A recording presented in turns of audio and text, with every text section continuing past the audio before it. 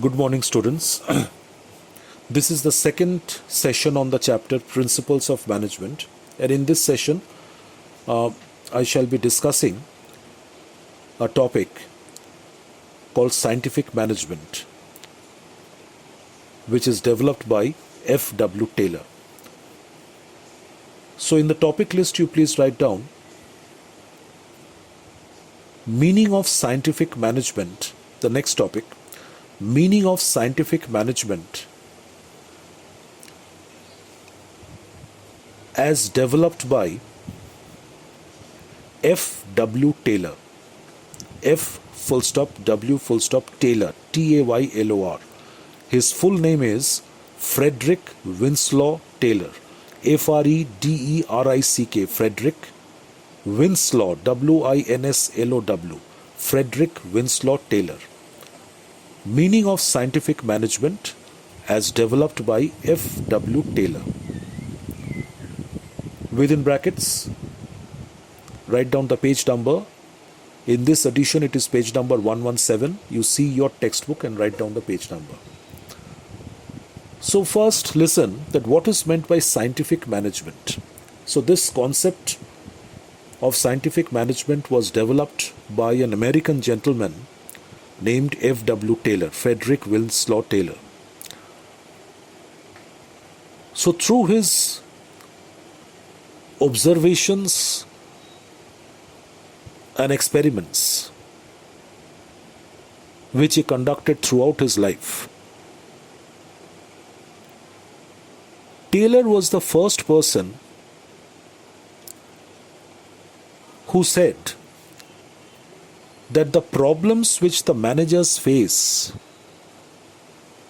in the real life situation while executing their tasks in a commercial organization, all these problems can be solved by using specific scientific methods and techniques. So Taylor was the first person who was of the opinion that the managerial problems can be solved by applying very specific, well-defined scientific methods and techniques. In his book, The Principles of Scientific Management, he wrote that management can be regarded as a branch of science in its own rights. It can be regarded as a branch of science because he proved that management as a branch of science is based on some fundamental principles and concepts which are universally tested and validated, which can be universally tested and validated. So he was of the opinion that management in its own rights can be regarded as a science. It can be treated as scientific management because management can be developed on the basis of certain very specific, well-defined principles, methods and concepts which can be universally tested and validated. That means whenever these principles of management are applied in any sort of a situation, in any type of an organization, invariably they are going to produce the same results. Like the principles of any other physical science, chemistry, physics, whatever. So whenever certain laws or principles of these subjects, physics, chemistry, are applied anywhere in the world, they produce the same results. So Taylor was of the opinion that management as a field of science can be developed on the basis of certain well-defined specific principles and concepts which are developed on the basis of certain scientific analysis and studies. And whenever and wherever these principles will be applied, they will invariably produce the same results. So he was the first person who held management as a science and gave the definition of scientific management, or advocated the concept of scientific management. So you will start writing that meaning of scientific management as developed by F.W. Taylor. You will start writing from the first line, open the bracket. F.W. Taylor, an American, laid down the foundation of management as a science, consisting of, after of, please write certain fundamental principles. So F.W. Taylor, he first laid the foundation and treated management as a science, which consists of some certain fundamental principles. He was the first expert to suggest the use of scientific methods of measurement and study for solving managerial problems. He was the first expert to suggest that scientific methods of measurement and scientific methods of study can be used by the managers for solving their day-to-day problems. Hence, he is regarded as the father of scientific management. He first advocated the concept of scientific management. He was the first person who held management as a branch of science. So according to him, the definition of scientific management given by Taylor, you have to memorize this.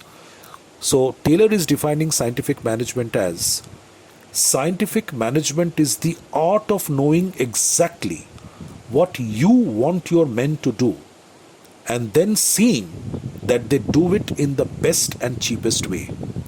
The word you in this definition is indicating a manager, is referring to a manager. And men over here means the subordinates who are working under the manager. So Taylor is defining management as, scientific management as, that it is the art of knowing exactly what a manager wants his subordinates to do in the organization under him, and then seeing that his subordinates do that particular work in the best and cheapest way. So that's the definition of scientific management given by Taylor. Now after that, it will be better if you write a concluding paragraph when you are explaining the meaning of scientific management. Please write down this concluding paragraph. Scientific management is based on. Why is Taylor saying that management is a science? Why has he coined the concept scientific management? It is because of this. Write this concluding paragraph. Scientific management is based on careful observations, comma, objective analysis, and innovative outlook. Scientific management is based on careful observations, comma, objective analysis and innovative outlook. Full stop. It consists of principles and techniques. Scientific management consists of principles and techniques designed to increase the efficiency of operations. Full stop. So please write this as a conclusion when you are explaining the meaning of scientific management. Next topic in the topic list, please add basic principles of scientific management as developed by F.W. Taylor. Basic principles of scientific management as developed by F.W. Taylor. Within brackets, write down the page number of your textbook. In this edition, it is page number 117. So open the bracket from the first line. The basic principles of scientific management are as follows. So these are the basic principles of scientific management which Taylor had suggested or Taylor had developed. Number one, the names of the principles must be memorized. Science, not rule of thumb. Taylor was the first person who said that management is nothing but a science. It is a branch of science, a stream of science in its own rights, because this subject called management can be developed on the basis of certain fundamental principles and concepts which will give the same result, produce the same result when applied in all types of circumstances, anywhere and everywhere in the world. So he has advised the managers to be conversant with these principles of management and apply the right principle at the right time in the organization for handling situations and solving problems.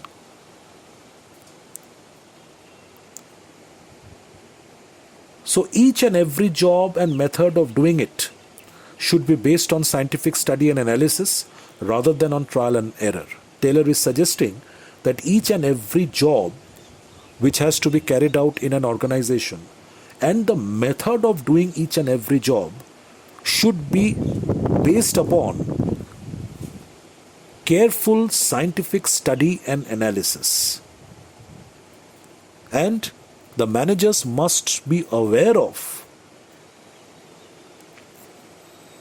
the methods of executing each and every task in the organization following scientific methods and techniques.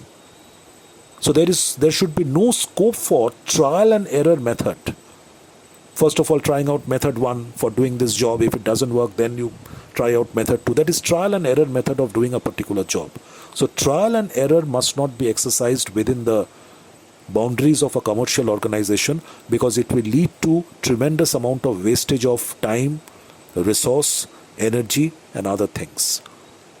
So each and every task in the organization and the method of executing it should be based upon scientific study and analysis.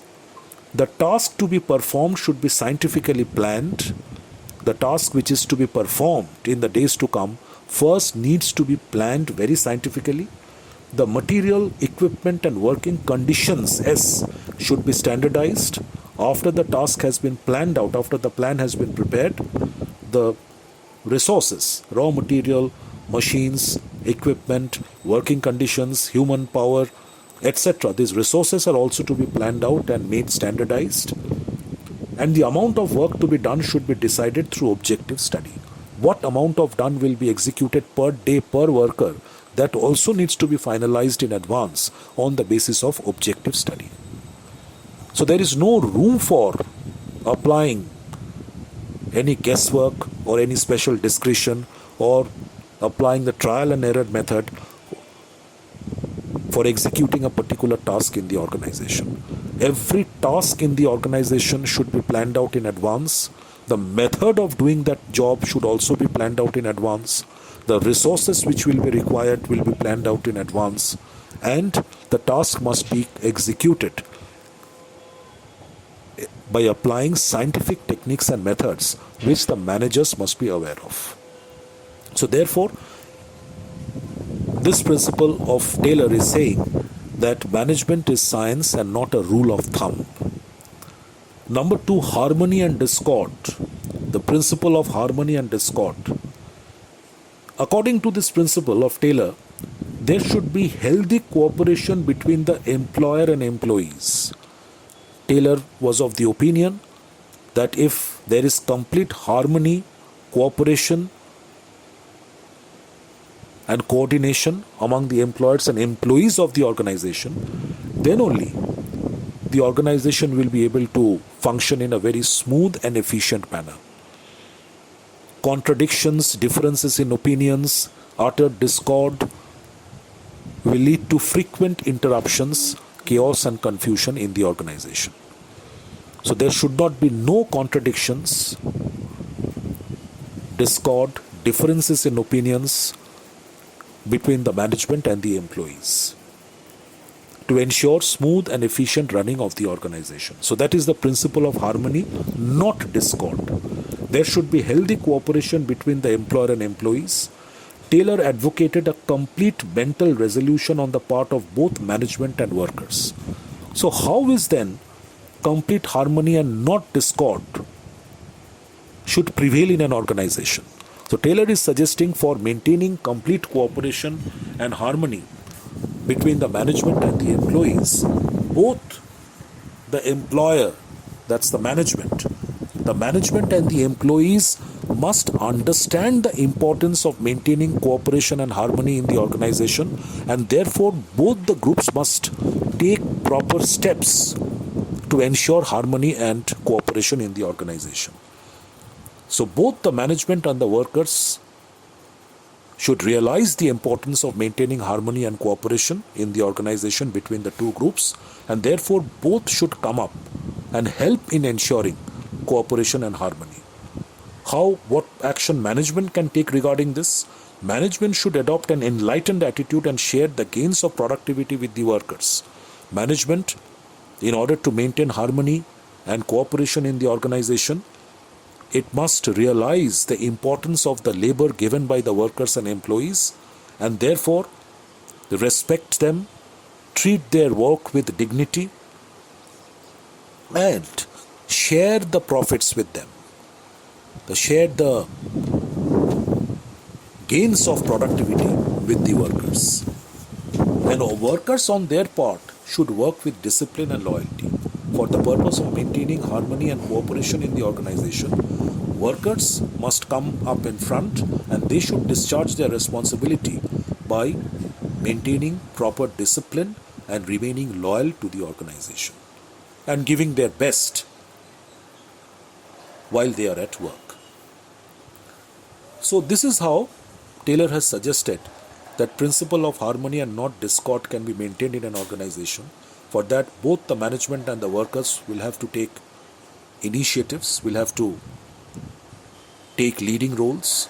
Management must recognize the effort put in by the laborers and workers, must appreciate, must recognize, give due recognition of dignity of labor, treat the workers with respect, and share the gains of productivity with the workers, share the profits with the workers in some manner, either by giving them bonus, incentives, or any other way of appreciating their work. And workers on their side must understand the importance of maintaining harmony and cooperation in the organization, and they should work with full discipline and loyalty. Third principle of maximum not restricted output. So this is, you can say, a continuation of this, extension of this principle, harmony not discord, that maximum not restricted output. Taylor is suggesting that principle of maximum and not restricted output means that management of an organization should always try to increase the productivity of the workers and thereby increase the level of production, the quantity of output.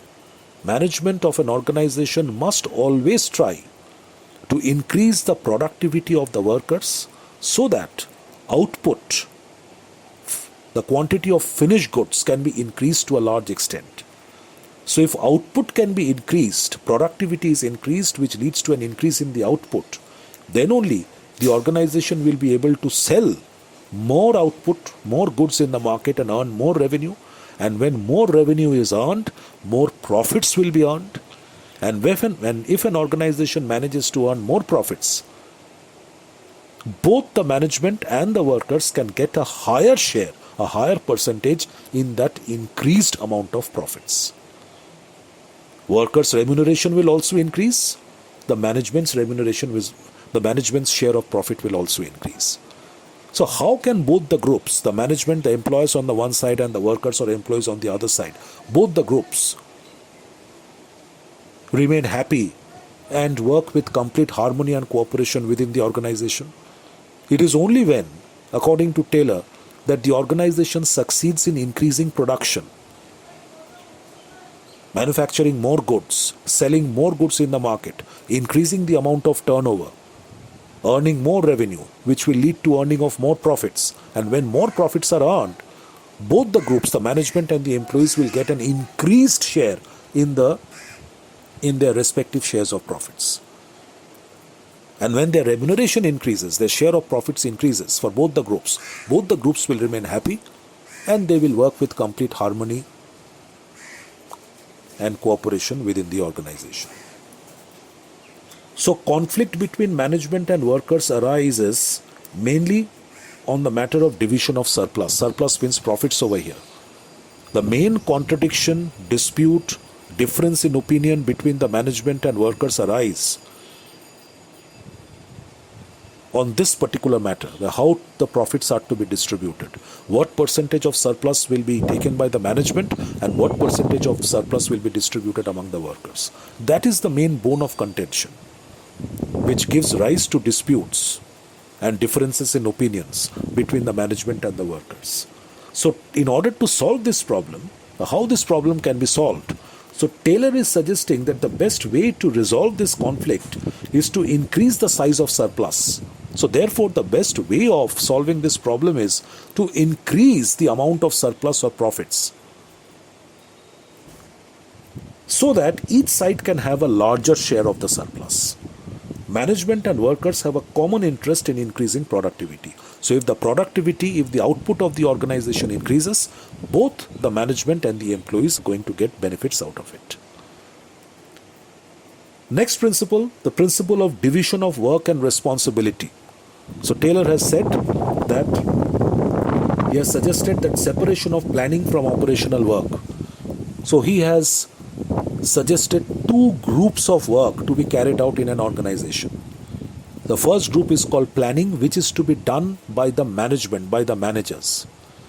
And the other set is called operational work, planning and operations.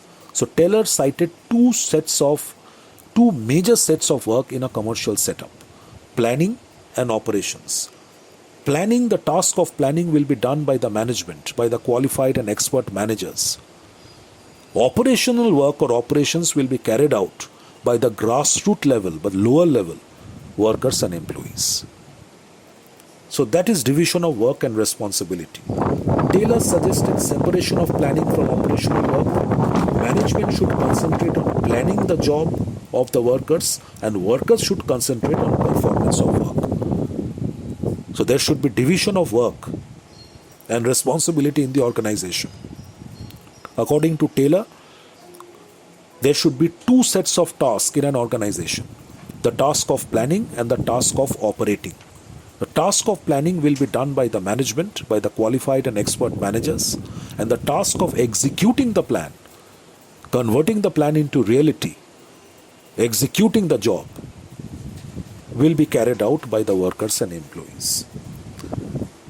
Next principle devised by Taylor is the principle of scientific selection, training and development of workers. So Taylor suggested that whenever new workers and employees or executives, officers or managers are appointed for an organization, so their process of selection and training must be based upon scientific methods.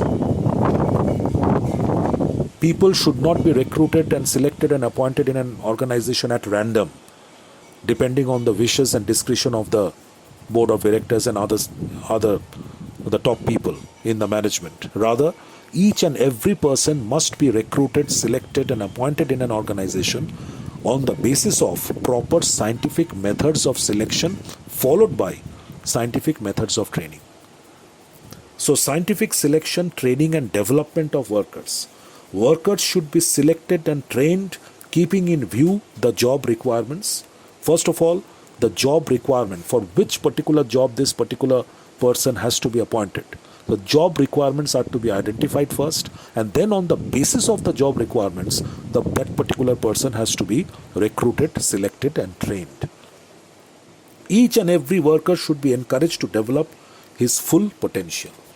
So you can close the bracket, just learn these 5 principles of scientific management as developed by F.W. Taylor. So these 5 principles of scientific management are: principle of science, not rule of thumb; harmony and discord; maximum and not restricted output; division of work and responsibility; and scientific selection, training and development of workers. You must remember the point headings, the names of the principles, and explain each principle properly in small paragraphs. The next topic, please write down: advantages of scientific management. Advantages of scientific management. See the page number of your textbook and write down the page number within brackets. In this edition, it is page number 118. Advantages of scientific management. So open the bracket, come to the next page, open the bracket from here, advantages of scientific management. Underline advantages of scientific management. You just need to learn the points. Advantages of scientific management can be written from 3 points of view. Advantages of scientific management from the point of view of the employer, or advantages of scientific management to the employees, and advantages of scientific management to the society at large. Employers, employees, and the society at large all are benefited from the principles of scientific management. So what are these advantages? Just you need to learn in point form. So advantages of scientific management to the employer, to the owner, to the management.